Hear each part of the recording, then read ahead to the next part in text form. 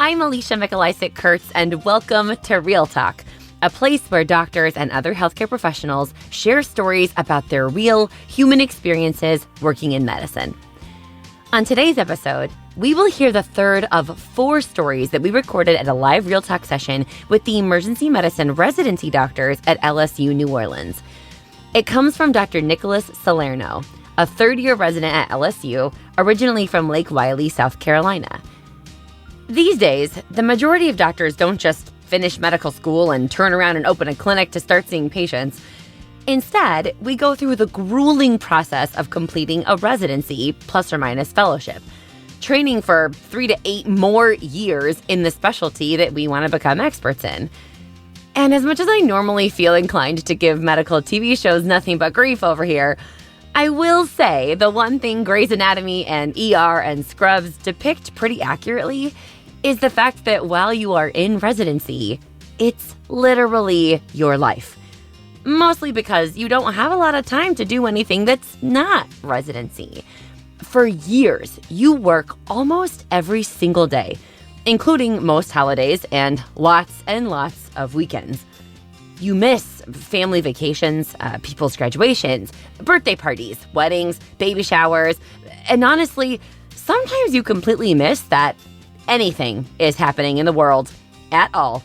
You're just so in it that it's common to find ourselves unaware of anything other than our day-to-day experience, practically living in the hospital, immersed in this world of medicine, surrounded by people a lot like us, doing the best you can to soak up as much knowledge and clinical experience as possible before you're let loose a few years later to care for patients on your own, with all the stress and pressure and liability of medicine on your very own shoulders without the comfort of your attending there to check your work. This process is really unique, and it's really challenging, not only for us, but for the people we love. It's a lot for our families, too. Yes, our parents and our grandparents and our siblings and our old friends, but especially I'm talking about our partners, our spouses, our kids. Because during most of residency, we're just largely not available to them. Residents have this demanding, extremely inflexible, and crazy work schedule that, whether we like to admit it or not, forces our nuclear families to let everything be all about us and our career for years. The way medical training is structured, there just isn't space for us to call in sick when your dog needs to go to the vet, or to run to your kid's school when they're crying at lunchtime, or to go in late one day because you were helping out with something at home that morning, or to take those random days off for a PTA meeting or a book club or a parent-teacher conference or whatever it is that we are routinely missing out on. And while we all look towards this light at the end of the tunnel during our training, longing for the day when we will soon have more autonomy and more say in our schedules and get our work-life balance back, the toll it takes on us and our family is real. And we don't get that time back either. The things we miss are gone. They're over. And there we are, just still going to work. This is Nick's story. So when I volunteered to do this, I thought it was going to be me and my friend Alicia in front of a microphone. I didn't probably read Jen's email that said this was in front of a live audience. So I wanted to back out, but I wouldn't. But here we go. What were you like before med school? And when you compare yourself then to now, how have you changed? I'm rounding up my third year of residency and can surely say that the road to becoming a doctor has been a long one with plenty of ups and downs. How do you attempt to explain the struggles associated with this 7 to 8 year of our training, i.e. medical school plus residency, to an outsider? If I'm talking to someone my age or older, I tell them it's kind of like the 90s film Forever Young with Mel Gibson. In summary, Mel was cryogenically frozen for about 50 years. When he wakes up, the world around him has changed. His friends and family have either gotten old or died. Those years were lost to him, and he struggles to integrate back into society. Otherwise, I tell people it's like being deployed for military service. While in training, despite being physically present, practically speaking, we're as good as gone. We're aware of things going on in the world, but there's very little we can actually do. We miss out on so much. Pre-med school life was great. I had a good job in the business healthcare sector. I lived a single life, was financially sound, and traveled a lot. My dog Gabe at the time was 7 years old and was a spry black miniature schnauzer. He was a man and we were partners in crime. He was my roommate in college and thereafter. We went to dog parks several times a week. We went on runs together and he had his own seat at the table for happy hour. A little over a year before I entered medical school, I met the one, my wife Renee. I even give Gabe a little credit for helping me land Renee. I think she fell in love with him first. Knowing that medical school was going to be a rough journey and could prove to be tough on a new relationship, I deferred my acceptance for a year so I could lock her in. Just before entering med school, my maternal grandmother was very young, mid-70s. She was in true exemplary health for her age. She was always keeping busy. Her and my grandfather loved to travel and most recently went to Vietnam. Throughout their marriage, they saw much of the world. Grandma continued to teach water aerobics and yoga at the senior center several times a week, something she had done for nearly half a century by this time. And when I was younger, Grandma was a hard ass, but in a good way. She helped raise the kids while my parents were at work. There's absolutely no dessert unless we finished our dinner, and if we were really bad, out came the claw. But that's why we loved her, because this tiny old lady was this little firecracker and she loved us so much. Before med school, work frequently brought me to Tennessee where I got to visit my grandparents every 2 to 3 months. We were so close back then. Renee and I got married towards the end of my first year. I had a pulmonology test on Friday and our wedding was the following day. I flew into New Orleans right after my test, less than 24 hours before the ceremony. I just felt so left out because my entire family had been there for days celebrating without me, and it was my wedding. After we got married, Renee and I enjoyed only a few nights at a bed and breakfast for what we called our mini-moon, and then off to school. I still owe Renee a proper honeymoon. Renee gave birth to our son Thatcher at the end of my second year. She went to labor on a Sunday, and I had 2 anatomy tests the following Monday. Admin showed me some grace and let me make up the test later. I definitely credit the A in anatomy to Thatcher, as he got me a couple more days to study. Although there are very few certainties in life, one is that we all age, and it's inevitable that some of our loved ones will fall ill and die during our many years of medical training. The day I took step 1, I found out my grandmother had been admitted to the hospital.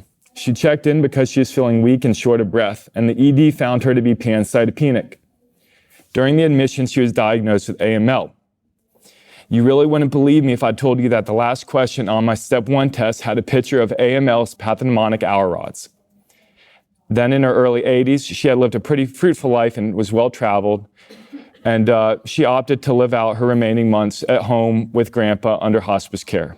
I was fortunate to have had the opportunity to visit during a 4th-year away rotation.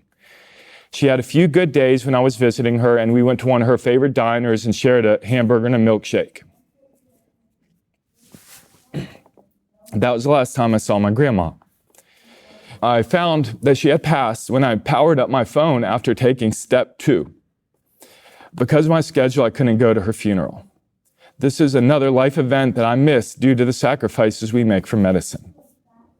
While preparing for this talk, I noticed that my dog Gabe had a distended abdomen. Ascites on a dog is just like ascites on a human. We went to a bunch of vets, we ended up at a specialist, and I found out that he has a mass pressing on his IVC, and that's what's causing the ascites. He's 14 years old, he's lived a great life, and he doesn't look to be in any pain, so he's getting therapeutic paracentesis every 2 weeks, kind of like our patients. And he's doing all right. I'm feeding him wet food now and steak. Although my training resulted in less time for me to spend with Gabe, my son Thatcher picked up the slack. They're best friends, and he calls Gabe his big brother. So he's getting his therapy every 2 weeks, but it's only a matter of time. And, Gabe won't make it to my graduation. Starting medical school, I knew there'd be some missing out. And I literally prayed over the years that nobody would get sick, that nobody would die. And I wish that everyone I knew and loved would hit this pause button just long enough for me to get through this. But that's not how it works. While in training, we are essentially deployed. We are aware of what's going on in the world around us, but there's often very little we can do about it. And as we transition from residency to career practice, we find the world has moved on without us during this near decade of absence. Loved ones have gotten old, others have died. We've missed out on many great life events, such as weddings, childbirths, and family vacations. You don't get this time back.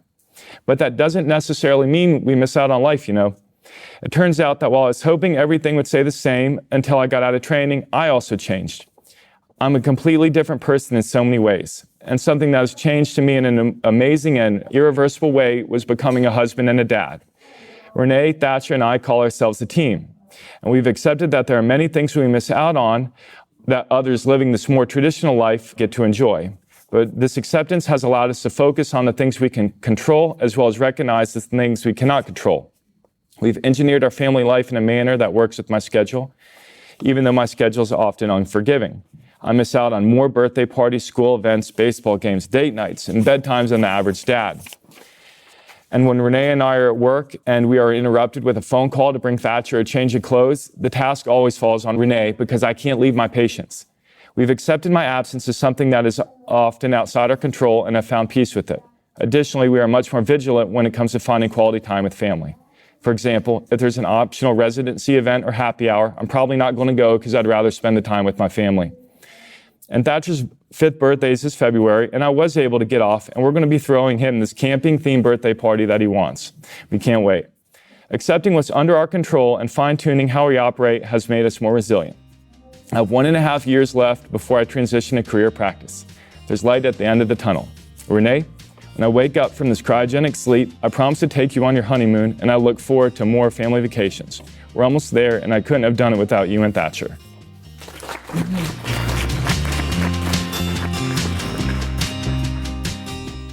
Nick's story reminds us of the often unanticipated depth of the sacrifices we make choosing a career in medicine.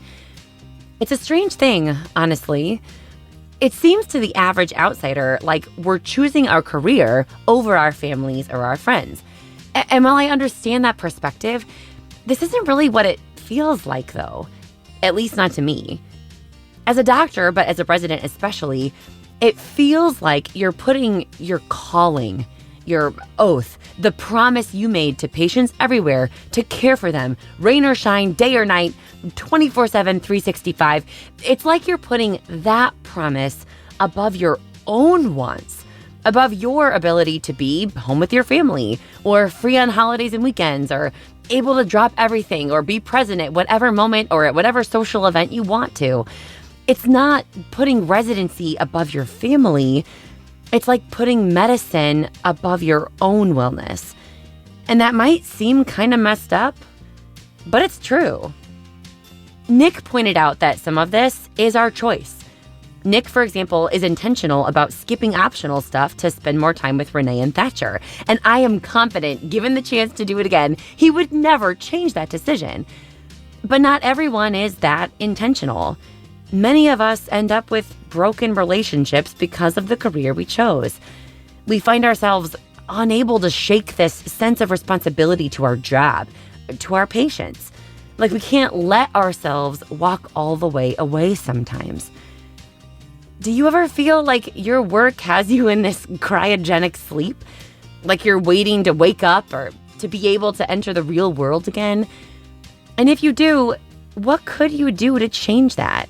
Even if only a little. Like Renee and Thatcher, the people closest to us really do sacrifice a lot supporting us through our training and subsequent careers. When is the last time that you said a good thank you to your support system? That you honored their willingness to let your aspirations and dreams be such a priority in their lives too? Thank you to Nick Salerno for sharing his story with us, to the residents at LSU New Orleans for offering their own reflections and giving us lots of food for thought, to the team at Vituity for their support of this podcast, to Marco Gonzalez, our sound engineer, and to all of you for listening. I'm Alicia, and this is Real Talk.